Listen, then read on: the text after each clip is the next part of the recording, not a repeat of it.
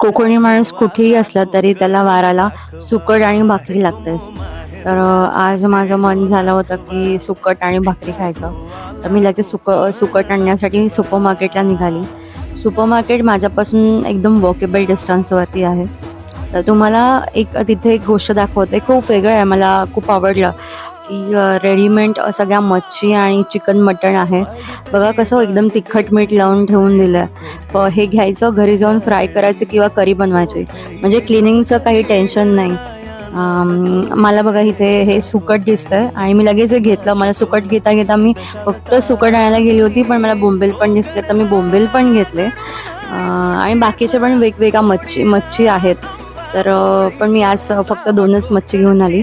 याची रेसिपीचा व्हिडिओ मी तुमच्यासोबत शेअर करीन. ज्यांना येत नसेल तर तुम्ही एकदा ते बघून ट्राय करू शकता. सुकट सोबत तांदळाची भाकरी खूप छान लागते. म्हणजे वेगवेगळ्या तुम्ही ज्वारीची वगैरे पण भाकरी खाऊ शकता. पण जर तुम्ही तांदळाची भाकरी खाल्लात तर ते वेगळी टेस्ट येईल. अ, हे तांदळाची भाकरी आणि सुकट खूप छान कॉम्बिनेशन लागतं.